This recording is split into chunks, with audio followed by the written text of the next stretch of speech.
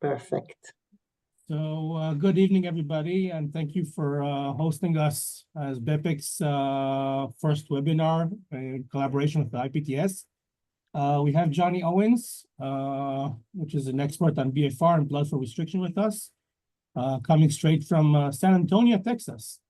And I think, the best thing, Johnny, is you to introduce yourself, with all the resume and, the knowledge you bring. And hopefully we have a very pleasant and knowledgeable evening together.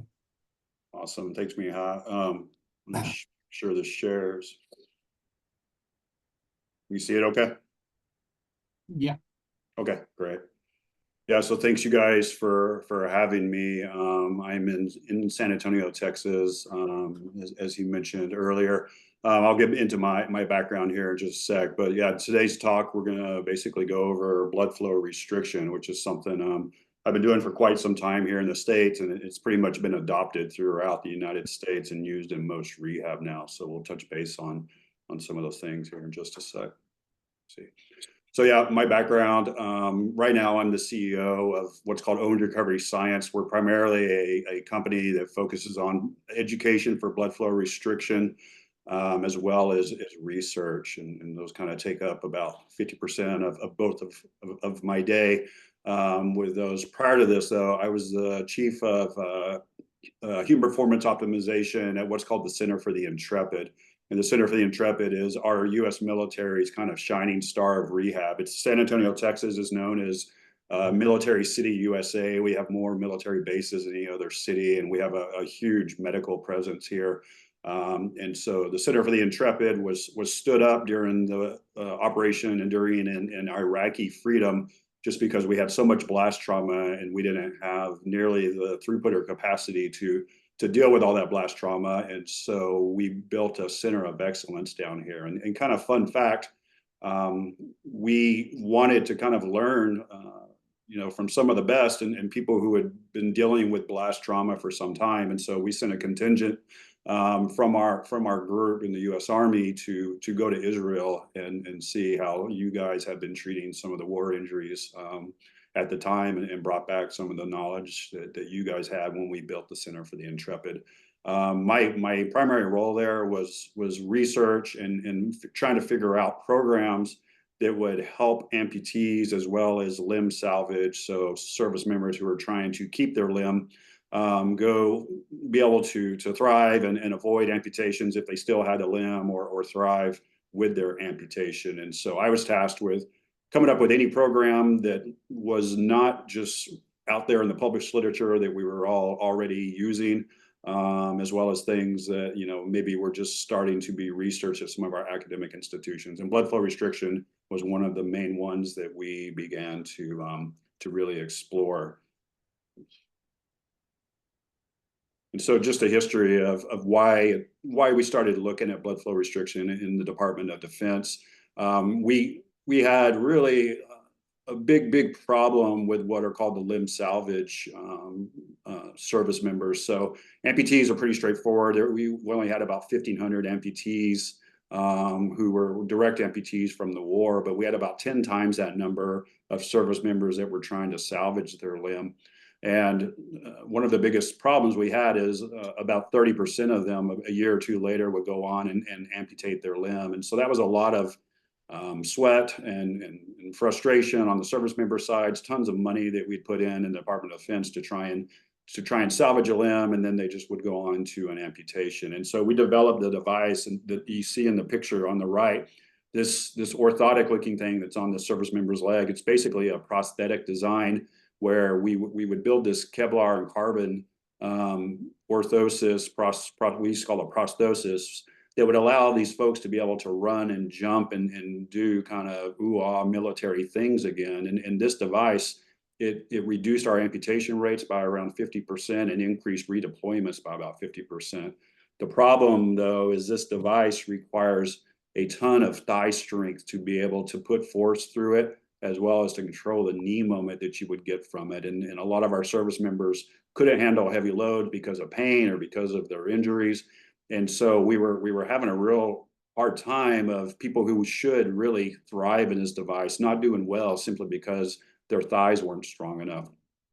And so that was around 2010 when we started exploring other avenues, but besides heavy loads, to maybe increase muscle size and muscle strength. And blood flow restriction was one of the things that we just kept coming back to. There was a lot more published literature even in 2010 than we thought there would be. Most of it mechanistic studies out of physiologic labs, just explaining kind of how it would probably work. But we got green lighted around 2011, 2012 to start trying BFR on blast trauma and combat casualties. And it just kind of took off. And our first actual case series we put out in 2015 with the Special Forces service members that were going for amputation because they couldn't get their thigh strength back. We were able to restore their thigh strength. All of them showed an increase in strength just after a couple of weeks. And that was our first kind of report that we put out. Since then, the DoD is funding tons of research in blood flow restriction. We just finished a 16-center, $7 million femur fracture trial. It took about 8 years to finish, and we're just getting the data from that. I just got a new $2 million ACL trial where we're looking at long-term effects of BFR post-ACL. So what started as a kind of a novel idea is now part and parcel of all Department of Defense rehab, with a ton of research dollars going towards it. So that was my first kind of foray into looking at blood flow restriction. Just from that point on, around 2017, 18, I started teaching blood flow restriction outside of the Department of Defense, and just to see how quickly it's proliferated throughout the U.S. Just myself and my group, we've trained over 12,000 clinicians. There's a tons more doing it. This is just who we've actually trained as part of our organization. We've trained every professional team in the NFL, NHL, NBA, and MLB. As well as pretty much every large D1 college athletic programs as well. Now it's gone from just the service members and the athletes to the hospital system. So we have 43 of the largest hospital systems that have adopted it through us, as well as a lot of the larger rehab systems throughout the U.S. as well. It's also moved on to where it is part of professional workers' comp for all pro athletes. So in the U.S., anytime you see one of our pro athletes that suffers a limb injury, you can pretty much bet that they are going to start doing BFR post-injury or post-surgery. And so if their doctor writes a prescription saying that he would like blood flow restriction done for the athlete, then the pro athletes insurance programs will buy them BFR systems as long as they've been trained by us, and they will start applying BFR. So it's already moved into basically our workers' comp space for pro athletes, and now we're slowly starting to see it's getting adopted for insurance programs in the U.S. as well. Also, just kind of doing an overview here of where we're seeing it in the U.S. The APTA, which is the American Physical Therapy Association over here, did a large Practice Act review to see, does blood flow restriction fit into what we do as physical therapists? Because we typically will not use tourniquets. We weren't trained in this. And so after reviewing all of our state Practice Acts here, the American Physical Therapy Association has come back and put out a position stand saying that blood flow restriction is part of physical therapy practice, or is part of our Practice Acts, and it's something that we are legally allowed to be able to do in the United States. And from that, they've asked us, the American Physical Therapy Association, to build out an introductory course, which they have on their website. So all PTs can go and take an introductory course through the APTA that we've built for them. And now we're also starting to teach blood flow restriction in the university. So the University of Southern California, which is one of our largest PT schools in America, has already taken our curriculum, and it is part of their PT curriculum now. As well as labs. And so we're seeing students in the U.S. that come out of schools are already able to say that they are trained in blood flow restriction and basically ready to go. And then I guess moving on from beyond just Earth here, we're even looking at how to do this in space flight. And so our group, along with NASA, European Space Agency, is looking at doing BFR in space, which I don't know why I did that. So we're looking at BFR pre-flight, post-flight, as well as micro and macro gravity levels, as well as the company we work with, Delphi, who does all of our BFR devices, building BFR systems for the space station. It seems like a perfect fit for astronauts, and especially when they're losing muscle and bone in space. And so we've really just seen this massive proliferation of blood flow restriction from the early days of kind of us in the Department of Defense being the first to just try it on some blast casualties, to now it's being done throughout. And that kind of takes me to just where we're standing with research right now. And so there's about 60 clinical trials that we're involved in, everything from doing blood flow restriction in pediatrics to a lot of orthopedic and sports medicine trials. But we also are looking at MS trials, and we've finished a Parkinson's trial. We have a diabetes trial. And so not only just orthopedic injuries, we're very interested in the elderly sarcopenic patients and a lot of these comorbidity conditions such as cancers, Parkinson's, et cetera. So we're really getting a lot of evidence, I think, in the next decade that's going to drive how we apply this. So that's just the overview of kind of where we are in the US with it right now. But what is blood flow restriction and why do we do it? Why we do it is because of this, and it's the problem that we have, and it's what's called Henneman's size principle, which I'm sure you guys all know. It's that our body has basically two muscle fibers that it uses, and one is slow twitch fibers, which are aerobic. They use oxygen in the Krebs cycle. They're very efficient.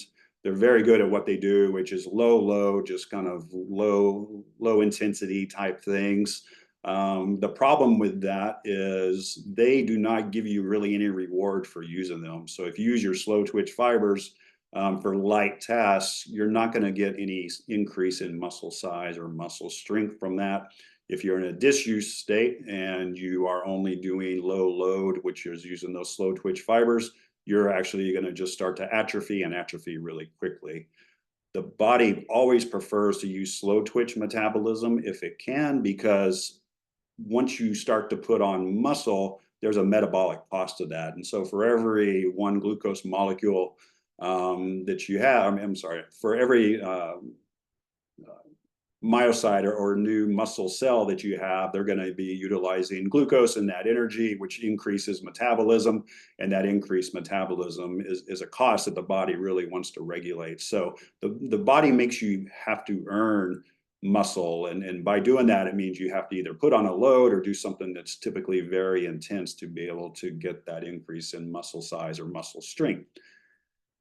Our American College of Sports Medicine guidelines then tell us that if we want to increase strength and hypertrophy, we need to lift a load, and it needs to be between 75 to 85% of a 1 rep max, and we need to do that for about 3 to 4 months to see any increases in muscle quantity and quality.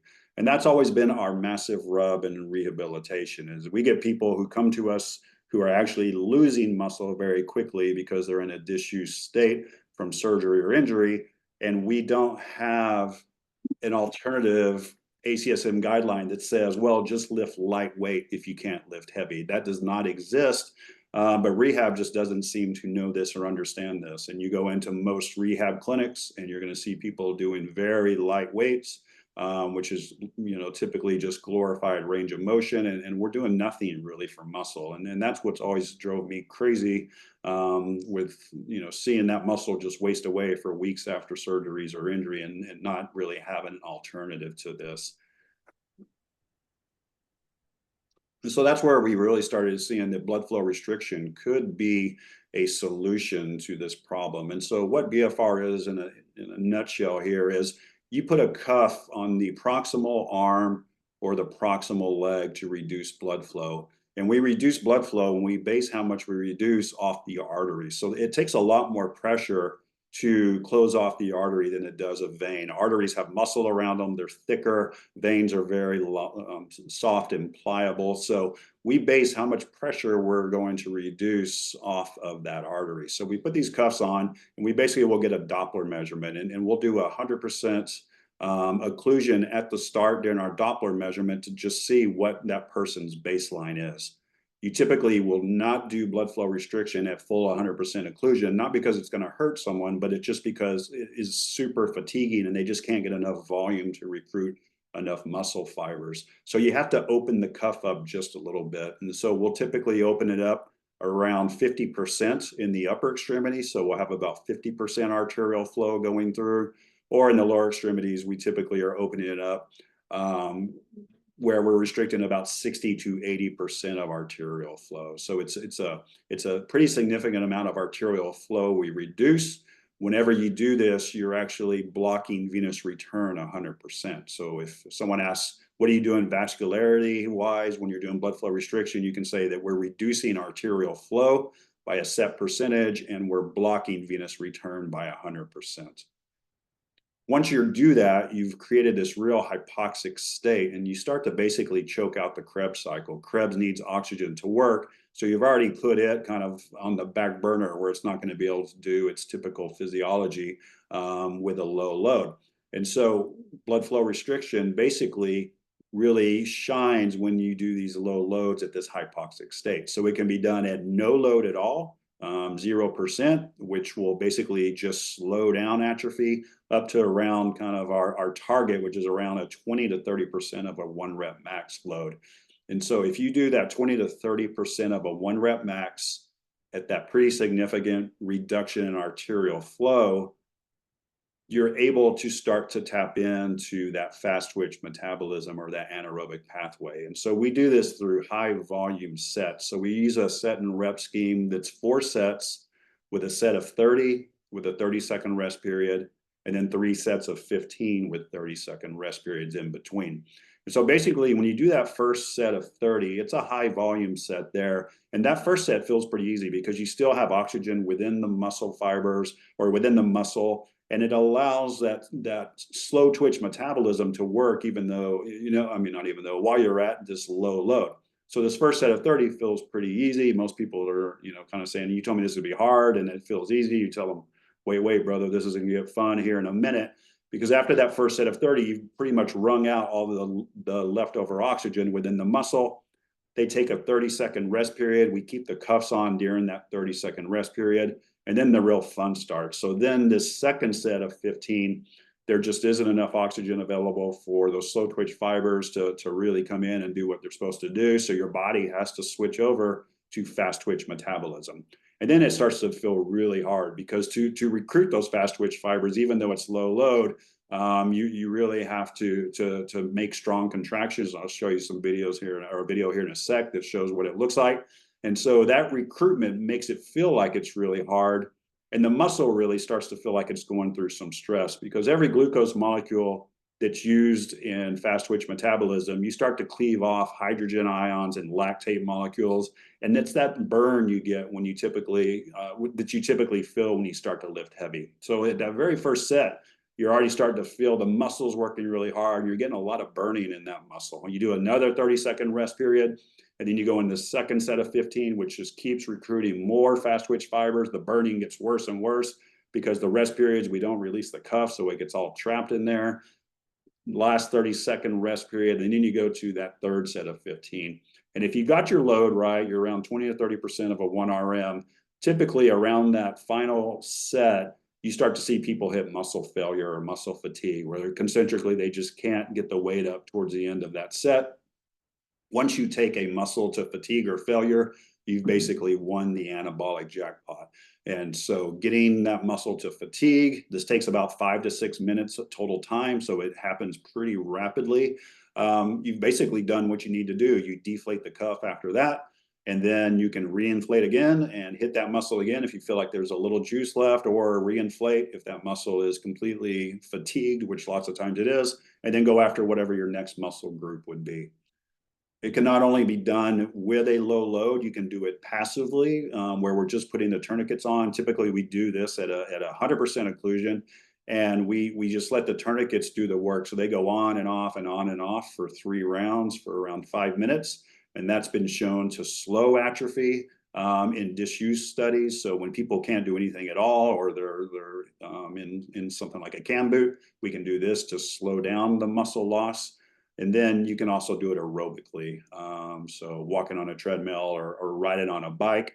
When you reduce venous return or block it, you really reduce stroke volume or amount of fluid going back to your heart. So the cardiac output equation is heart rate times stroke volume. If stroke volume goes down to maintain cardiac output, the heart rate will go up. So your patient can be lightly spinning on a bike or walking on a treadmill, and it feels like they are working really hard aerobically. And we've been able to see VO2 changes from these light aerobic activities. So it's a way also while they're rehabbing to start working on their endurance and maybe return to their activities with a little bit more cardiac capacity.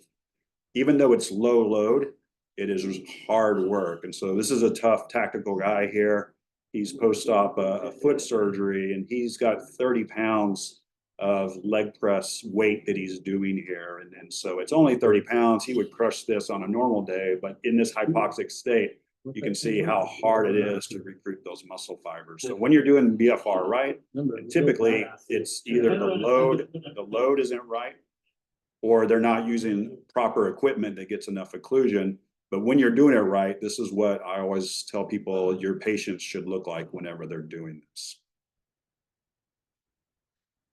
As I said earlier, when we first started looking at this in 2010, we were surprised at how much literature there was. I mean, one of the first papers we found that was using a form of blood flow restriction was in 1937 in the journal JAMA.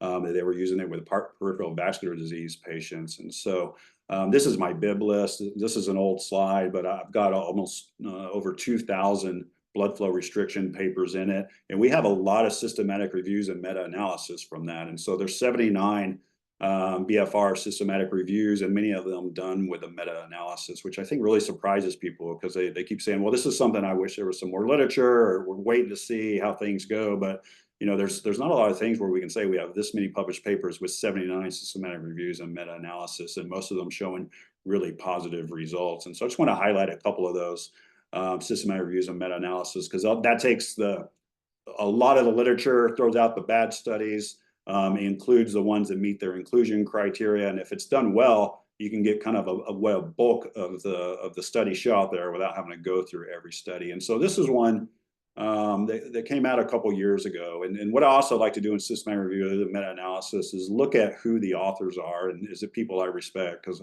there can definitely be some really lame reviews and meta-analysis out there. But this is a really respected lab over in Europe. It's Per Aagaard's lab in Denmark. They're really known for their work in muscle physiology. And what they wanted to see is, when you look at the studies that compare blood flow restriction using a lightweight compared to lifting a heavyweight, what's the difference? Does heavy just kill it every time, or are they similar, or does BFR win? And so everyone's always said, well, heavy's always better than blood flow restriction. And I definitely believe that. If you can lift heavy, just lift heavy. But if blood flow restriction is close to what heavy does, that changes the entire game for us in rehabilitation. And so what they found in their systematic review and meta-analysis, when they looked at all the papers, and I don't know how familiar everyone is with looking at these, but the easiest way when you have a systematic review and meta-analysis to get the down and dirty results is look at the forest plot. And on the forest plot here, if that little diamond at the bottom is touching the vertical line, that means there's no difference between the groups. And so basically what Per's group was able to show was that on the basis of their meta-analysis, low load BFR training and high load strength training appear equally effective in producing gains in maximal muscle strength in healthy adults. That's, for me, is a mic drop for this unicorn that we've been trying to find in rehab for so long. How can I take someone who can only lift low load and get them similar results to lifting heavy? And so from this systematic review and meta-analysis, they found that they both improved strength, but there was no difference between the two groups there.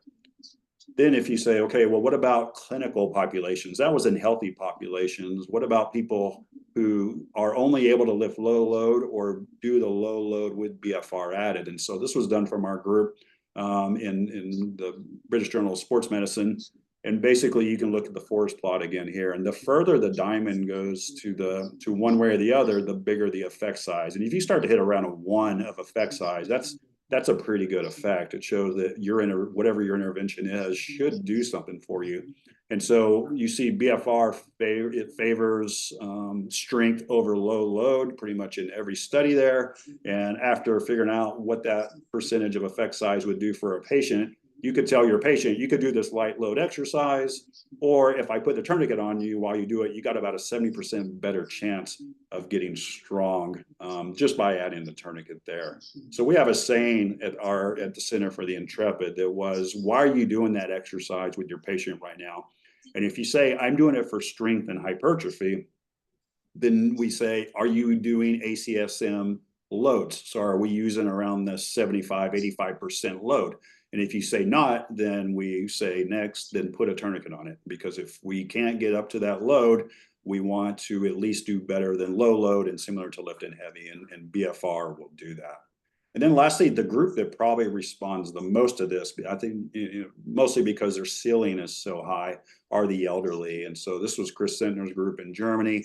They looked at blood flow restriction for elderly patients in a systematic review and meta-analysis, and really saw a big change again. So almost all the way over to a 1 effect size on that forest plot. And in the summary there was the application of an external tourniquet seems to facilitate significantly greater responses and muscular strength compared with a low level training alone. And that's really what we've seen, that, it's hard for me lots of times to get my really high end athletes stronger because they're already so strong. But man, Grandma Smith, who hasn't felt her fast twitch fibers in decades, it is amazing the changes we see in them over a few weeks once they start recruiting those fast twitch fibers. So don't be afraid to use it with your elderly patients. And I'll go over some of the contras here in a minute. Everyone always wants to ask, well, what's the mechanism? Is there something different that blood flow restriction is doing than lift and heavy to get these similar results? And luckily for us, this has been looked at very extensively by the muscle physiology folks, who were more interested in all the mechanisms and gene expressions behind this, and wanted to find out exactly what's going on. So everything from increase in muscle stem cells, which we see go up with BFR, increase in muscle protein synthesis, which we see goes up with BFR, increases in IGF-1, increases in muscle recruitment. It's all been looked at. And I think this next paper really summarizes it well for me. And so we call it the 29 gene study. Basically what they did is they had individuals lift light with BFR or lift heavy. And they did this over 12 weeks. One leg was lifting light, the other leg was lifting heavy. What they found after 12 weeks was there was a significant improvement and basically the same increases in muscle size and strength between legs. But they did biopsies at baseline, halfway through, and at the end. And there's 29 genes that are responsible for making positive changes for muscle. And they looked at those 29 genes, and what they found was the genes that were supposed to go up, both all went up with BFR and lift and heavy, and the genes that you should downregulate some to allow muscle to come on, they went down as well. So there was no difference in the 29 genes associated with skeletal muscle adaptation. So if people say, how does it differ than lifting heavy?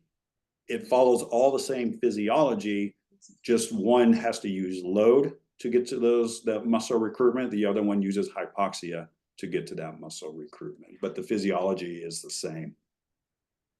We aren't taught how to, at least in the United States, we aren't taught how to use tourniquets unless we're a battlefield medic or work in an OR. And so, having to learn a little bit of tourniquet basics was how I had to start with it. And so there's a couple things here. For one, the cuff is important. And so the cuff always goes proximal. When we do blood flow restriction, it's plumbing. If you're using a good cuff and a good system, then you should be able to cut the vascularity off proximally. And cuffs are made to go proximal because that's where the largest muscle mass and soft tissue mass is. And so, everyone worries about clots with tourniquets, but that's not the real concern if you look at an injury profile with a tourniquet. The real concern is nerve damage. And so more narrow cuffs, think about a battlefield tourniquet or some of these BFR garbage things you see on Amazon. These real narrow cuffs, they cause a real increased pressure gradient. And so if you put a cuff, say below the knee, you get more superficial nerves and less soft tissue. So a tourniquet placed below the knee or below the elbow you get a real high risk of potential demyelination of nerves and nerve damage. And we've already had FDA adverse event reports from people using bad systems of patients reporting some numbness in their fingers and toes. And so the easiest thing to avoid that is to go proximal. The other goal is to use a wide cuff. And so wide and tapered cuffs require significantly less pressure. There's much more surface pressure there.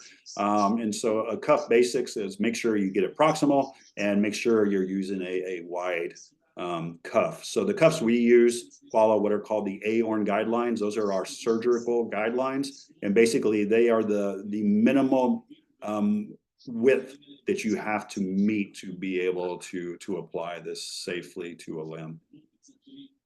The other piece is limb occlusion pressure. And so limb occlusion pressure is basically how much pressure it takes to completely occlude the artery. And everyone's pressure is going to be a little bit different. And so years ago, myself with some of the muscle physiology folks got together of saying, okay, everything you guys do in the lab, tell us what we should do in the clinical setting. And this paper was called Lessons from the Laboratory. And one of the key points they put out to us is not only from a safety profile, but from an efficacy profile, is the practice of applying the same absolute pressure to everyone should be discontinued, particularly as it relates to the use of blood flow restriction in the clinical setting. So by absolute pressure, what they mean is the early days of blood flow restriction and what we still see done in a lot of clinics is people just say everyone gets 200. And there's a lot of variables that change in individuals to say how much pressure you need. And so limb occlusion pressure, again, is the amount of pressure required to reach 100% arterial occlusion, and we should be personalize this to each individual. The factors that will affect how much pressure you need is, for one, like I said, the cuff width. So the wider the cuff, the less pressure you need. The person's blood pressure is going to change how much pressure you use. How big their limb is, so their limb circumference is going to change it. That's one of the biggest factors. Their body position will change how much pressure. Men need more pressure than women in general. The limb density, so how much muscle tissue versus adiposity, and laterality in both limbs are almost never the same. So there's multiple things here that we have to consider, not only to be safe with blood flow restriction, but also to be efficacious, where everyone is getting the same dose. I can't say you're going to get 80% limb occlusion and another person is if we're all just using the same pressure. And so that's why we always want to get a limb occlusion pressure. The systems we use, these Delphi systems, they have Dopplers built in. So basically we just put the cuff on and we hit the Doppler button and it'll give us the pressure and tell us exactly what to use. And again, this will be important because this leg on the right is going to need a lot more pressure than this smaller limb on the left. And so make sure you're using a limb occlusion and personalize this to each individual. Just reiterating where we've kind of landed on our pressures. We are typically doing 50% limb occlusion in the upper extremity. A couple of studies we sponsored recently at Methodist Houston Healthcare have shown that 50% not only works well downstream from the tourniquet, but we've seen some proximal changes in the shoulder at that pressure, 50%. תחשוב מה לי יכולה לעשות בפשטות higher ובזול. pressures as well. 14 איש. And then in the lower extremity, again, 60% seems to be the minimum threshold to get adaptive changes, and then we take that on to 80%. מה? Is it safe is the first question that should come up in everyone's head. It's like, this thing looks great. It gets similar to lifting heavy, using a lightweight, but is it safe? And so do the easy part first, you're going to make it safe. So the FDA in America says, the Federal Drug Administration in America says that all tourniquets are medical devices. So over here, I'm not 100% sure how it is for you guys, but whenever we are occluding blood flow, we have to use a medical device. That's also important for your personal and professional liability. Make sure, again, like I said, to use these wide tapered cuffs to reduce skin injury. LOP reduces the risk of injury as well. And auto regulation, which I haven't really touched on, but nowadays the modern surgical tourniquet has an auto regulation where basically it has a microprocessor that changes the cuff to meet the changes in the limb. So as the limb swells, which it does with a tourniquet, it moves with it. As you move your limb exercising, it moves with it as well. And so in the United States, tourniquets used to be FDA Class 2 devices until this auto-regulation piece came out, which actually this company we work with, Delphi, has the patent on. That took the nerve injury and tourniquet injury rates down so much that the FDA in the early 2000s reclassified the tourniquet to a Class 1 device, which is the lowest classification. Toothbrushes are Class 1 devices here. So if you just use a good tourniquet system, you're doing a big part of being safe with this. The other thing about is it's safe is clots. And so this was the one thing when I first started this that came to my mind is, well, tourniquets seem to cause clots. And if you look at studies that have compared surgeries that are done with a tourniquet or without a tourniquet and looking at increase in clot risk between the two, there's not a difference between the two whenever you use a tourniquet or don't use a tourniquet. What does increase clots is stasis. So being down for at least 3 days significantly will increase your clot risk. If you've had vascular damage, that will increase your clot risk. If you have some sort of clotting disease, that will increase your clotting risk. But tourniquets in and of themselves are not an independent clot producer. But this has also been looked at with blood flow restriction and its safety profile. And so in these acute studies where they drew blood, did blood flow restriction, and then drew blood again to see if there was any increase in the clotting mechanism. In young healthies, there was no signs of increase in the clotting mechanism. After 24 hours of bed rest, there was no increase of any clotting. 8,000s of simulated altitude, no increase in clotting. In elderly subjects, no increase in clotting. In ischemic heart disease, no increase in clotting. So doing blood flow restriction didn't seem to kick off the clotting cascade. And if you look at not just an acute study, but more of a chronic study, so if you've done this for weeks, do you see any signs of increased clotting from doing blood flow restriction? So 4 weeks of training in healthies, no signs of clotting. 12 weeks of training in the lower extremity in elderly individuals, no signs of clotting. 12 weeks of training in the upper extremity in elderly individuals, no signs of clotting.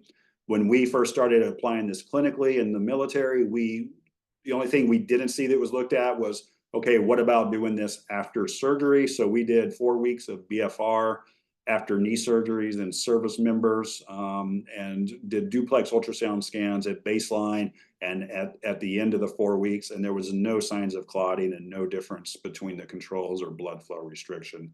So clotting doesn't seem to be the risk that everyone thinks of, and it might be the opposite effect here. And so one thing that you see after you lift heavy is you get an increase in what's called TPA, tissue plasminogen activator. And so this is basically the liquid plumber of our vascular system. If you have a stroke now and you go to the ER, they're going to shoot TPA in you to try and break up the clots. So TPA helps break down the clots. And so Brian Clark's group had individuals lift heavy to see if it would increase TPA, so an anti-clotting element, and it did. The bar graph on the right.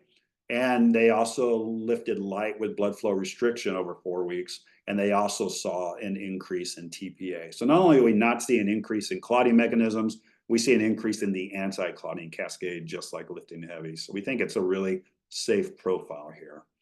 But from a contraindication standpoint, these are what we use right now in the US, at least with our group and with Delphi, the device we use. Unstable and or severe hypertension is a contra. If they have sickle cell anemia, that's a contra.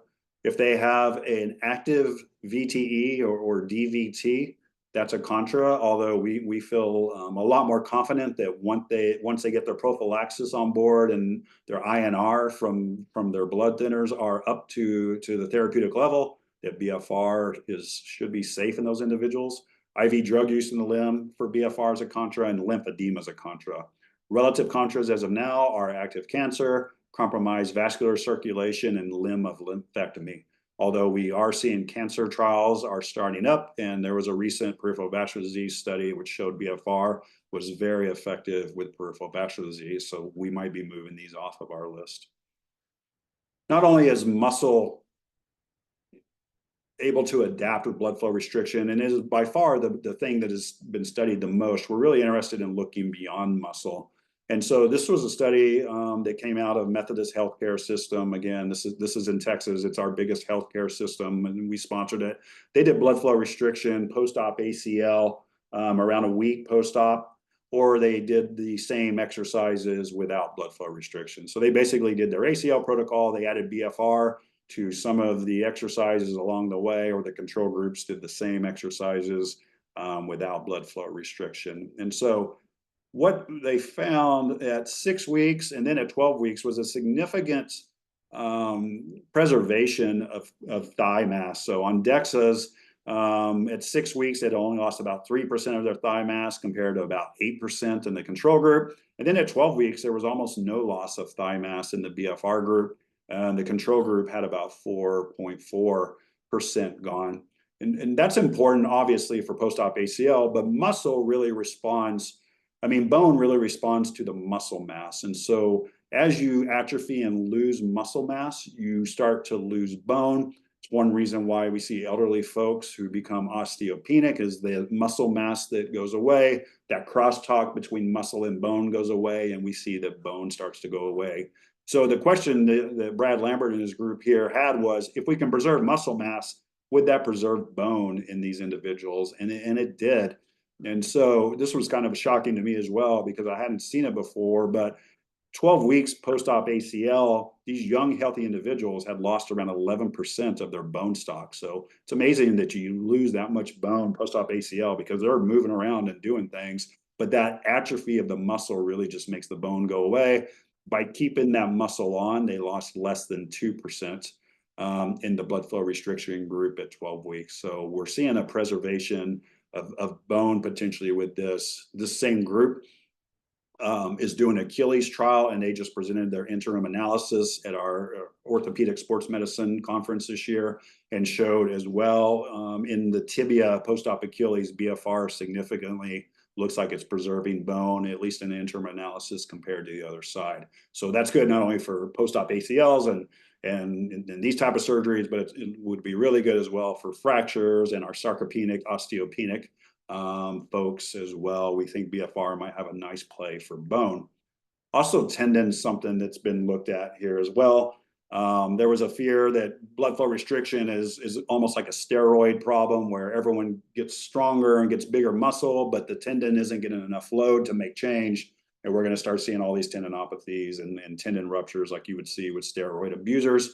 Obviously, we have not seen that at all, but we have had some physiologic labs look at, does blood flow restriction make changes at the tendon?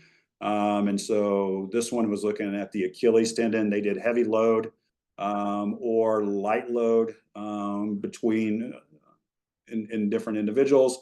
And basically what they found was both BFR and lifting heavy increased muscle size and strength of the plantar flexors, but the tendon significantly increased in cross-sectional area and stiffness between the two groups as well. So the tendon adapted along with the muscle, which is great because we wouldn't want muscle and the tendon not coming along, but it's also really great for things like a tendinopathy, which maybe we can address with a low load, which is probably more tolerable in my opinion than just blasting them right away with the heavy loads that we're typically doing now.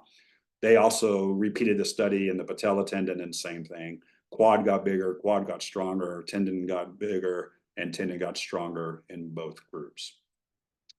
So kind of wrapping up here, my key takeaways: BFR is a viable alternative to heavy loads. It should be done as a bridge to when your people can only do light loads, to try and get them as quickly as you can to lifting heavy loads. The overall safety profile is very promising. We have not seen any issues in published trials. We've had millions of clinical applications and have not seen issues as well. Using good equipment, I think, is key, and personalizing BFR to each patient is great for safety and efficacy. And we are very interested not just in how we can see changes in muscle, which I think is almost you can't even argue that anymore, but we're seeing changes with bone, tendon, and even the vascular system. if you guys are into blood flow restriction or maybe just love hearing my voice, we have a podcast, which we do lots of deep dives with BFR experts around the world or breaking down papers and things like that.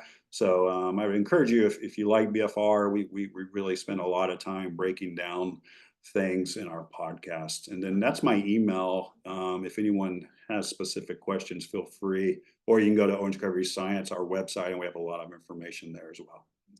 Thanks, you guys.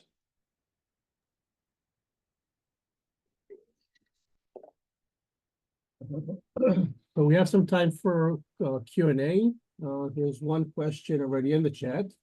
Can we do core BFR for shoulders, glutes, abs? That's the question. Yeah, that's probably the most common question we get with the least amount of evidence right now, but folks are really looking at that. And so this Methodist group that I mentioned earlier, they did do a study looking at the shoulder. They did 4 exercises: scaption, ERIR with a cable, then sideline external rotation, twice a week for 8 weeks, either at low load or low load with BFR. And on DEXA, they saw a significant, really actually, it's pretty impressive when you look at it in the paper, increase in shoulder size. I can't tell you which muscles because it's DEXA. All I can tell you is the increase in lean mass as well as shoulder strength. That paper got the attention of Major League Baseball, and they funded a grant to study this in baseball pitchers. So Dr. Lambert applied that same protocol in baseball pitchers and saw the same thing: increase in strength, increase in size, as well as not a breakdown of their biomechanics. It's been looked at in the glutes as well. One was done in an orthopedic group here in LA called Curl and Job. So they did mat exercises, hip abduction, hip extension, straight leg raises with or without BFR, and saw a significant increase in glute strength in the BFR group only. And then a study that did light squats and hamstring curls with or without BFR saw a 10% increase in glute size on MRI compared to the same exercises without BFR. So it looks like there is, it's probably too long to go into, there's all sorts of mechanistic ideas we have of why, but it looks like there is a play there. Okay, question to continue that, where do you place the tourniquet in those cases? Just proximal, same spot all the time, so proximal. Don't put it around the neck unless you don't like your patient. No, I want to strengthen the brain. But the question is, if I put the tourniquet here, it still strengthens to the shoulder? Yeah, so that's what was done in Dr. Lambert's study, as well as Dr. Abe's study that looked at glutes, and the one in Curl and Joe. So here's why. So if you do, say I put a tourniquet on the thigh and I do squats, what happens is, and when you try this, you'll feel it lots of times, the thigh muscle really starts to fatigue. And as you fatigue, your body's always going to try and find a secondary mover to keep that motion going. So once the thigh fatigues, you start to use the glute as a prime mover for the squat. So that's what's called the downstream fatigue mechanism. There's also a potential systemic effect. So a couple papers had people do BFR on their legs or the same exercises without BFR. And then they had them do light bicep curls. And what they found was the group that did BFR on their legs, if they did the bicep curls, they saw an increase in bicep strength and size. And that's one paper found it. It was presented at ACSM. The second paper basically went to prove it wrong and got the same results, so validated it. So there's probably this systemic anabolic effect. Okay, next question. Is the method safe as efficient in diabetic patients? We think so, but the studies aren't fully there yet. There's a large trial going on in Germany right now that is looking at it in diabetics. The only issue potentially with diabetics is the compromised vasculature that you would get with some of them. But here's really where we think there's a positive, is that blood flow restriction increases angiogenesis. And this was the Nobel Prize in 2019 was given for 3 gentlemen who discovered HIF-1A, which is hypoxia-inducible factor 1A. This hypoxia-inducible factor 1A is kind of a master regulator. And once you get into hypoxia, it gets protected and it kicks off all these like positive gene expressions. And one of them is VEGF, vascular endothelial growth factor. So when you do blood flow restriction, it's been shown over and over, you see an increase in VEGF, which also leads to an increase in capillary beds. We just had a Parkinson's trial finished down here in Texas, and those folks ended up having increased blood flow in their limbs post-training with BFR, chronic training over this 8-week period. It improved their blood flow overall, which is fantastic. You know, here's what a diabetic needs more than anything: improved blood flow, which blood flow restriction can do, and muscle, because muscle's the sink that soaks up glucose. And so the more muscle you give to a diabetic, the more potential to soak up all that sugar, which is what the muscle wants. And so it's really a nice 1-2 punch. So we feel for sure that, you know, there's mechanistic reasons why it would work. Now we're just waiting on the clinical trials to start rolling in. Great. Next one. Assuming patient couldn't complete 4 sets as required, but still gets to failure, is it enough to get hypertrophy and strength? So they completed the 4 sets, they got to failure. Is that what you said? No, they couldn't complete the 4 sets. Oh, yeah, that's a good question. So it's all about how much volume and how much recruitment you can do. And so, you know, if they got to the 3rd set, but they hit that failure, you know, you're probably going to be close. But if they only got 1st set or 2nd set, that probably wasn't enough volume to get all of the muscle fibers recruited that you want. That 30, 15, 15, 15 protocol has, you know, everyone's like, why do you use that? And part of it is that's what everyone's used in all the studies. So, you know, that's how studies are. They just keep using the same thing. So we put out a position stand with a bunch of BFR researchers around the world in Frontiers in Physiology a few years ago. And after a lot of debate, everyone just said, you know, this seems to work. So what you want to do is you want to try and get your patient where they can get most of that volume. If they're not completing that, you probably got 1 or 2 problems. One is you might have too much load.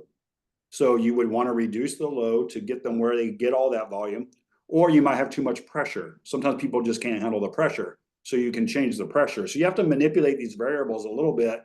And sometimes it takes several visits to dial it in. But once you get them to where that whole 4 sets is 75 reps, once you get them to where they can get, you know, within 65 to 75 reps, you're probably getting all the muscle recruitment you would need for strength and hypertrophy. Of course, it has to be done for weeks, though.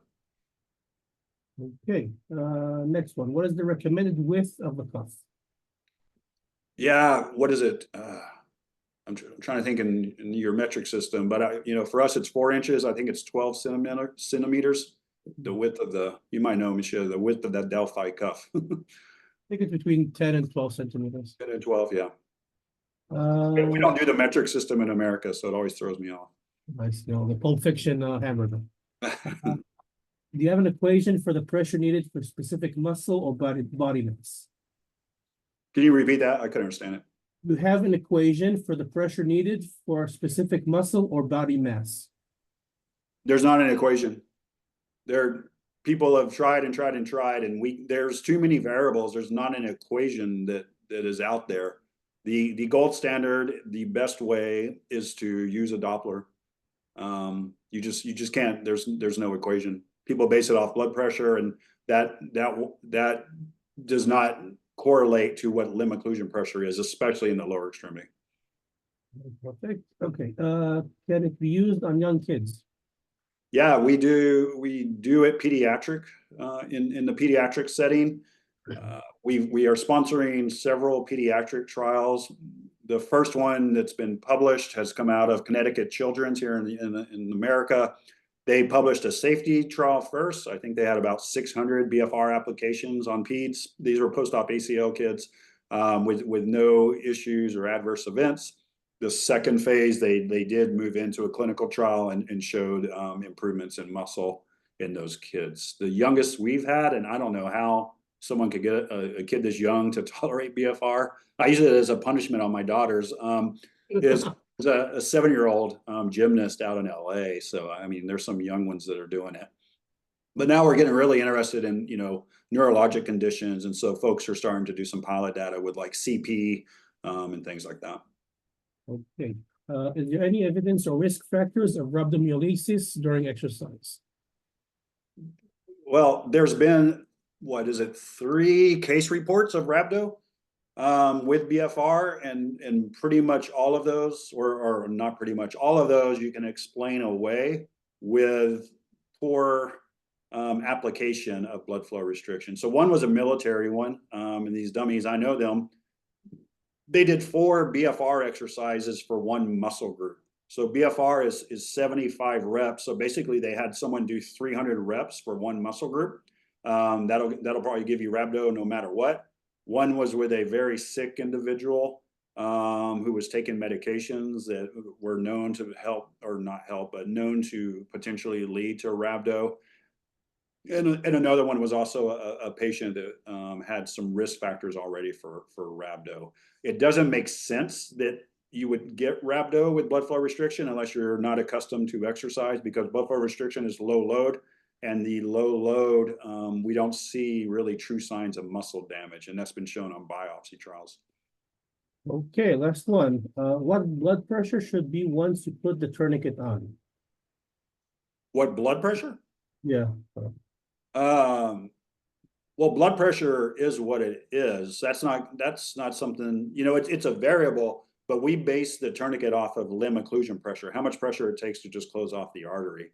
So in the upper extremity, that's, you know, between 100, 150, you know, in the lower extremity, like my LOP is around 220 millimeters of mercury in my legs. Now, when you're doing BFR, blood pressure does go up as well as heart rate, but not nearly as much as lifting heavy.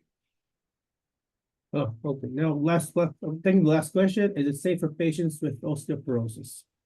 Well, it hasn't been studied, but there's no reason for that to be a contraindication. In my thoughts, that is a prime group, I would think, because as you increase muscle for them, there's potential the muscle bone crosstalk happens, and you also start to see some increase in bone density. Okay, so first of all, the webinar is being recorded, and Racheli will be sending out a link, right, Racheli? Okay. Sending out a link to the recording. And next week we have the annual conference of the IPTS, and we'll have the Delphi system on the booth. So everyone wants to come and check it out and feel how it is. You're more than welcome. And I'll write in the chat my contacts. So if anybody wants more information, we'll be more than glad. And there is a request, Johnny, for the articles, you know, for the links to the articles in your slideshow. So if possible, you could email me them so I could also send them out. Okay. Great. So first of all, Johnny, thank you for joining us from far, far away. It was very informative and knowledgeable for me personally, and I hope everybody else enjoyed. Racheli, closing remarks? Thanks a lot, Johnny. It was incredible to hear you. And just for the recording, it will be on our website in the next few days. So thanks a lot. Awesome. Thanks for having me, you guys. Thank you very much. Okay. Take care. Have fun at the conference next week. ביי. Bye. Thanks. אז הפרטים שלי בצ'אט למטה, אם מישהו רוצה ככה להעתיק אותם. וזהו, תודה רבה לכולם, שיהיה לילה טוב. ובשורות טובות בימים האלה. תודה רבה לכולם. אמן ואמן. תודה רבה. לילה טוב. להתראות בכנס. ביי ביי.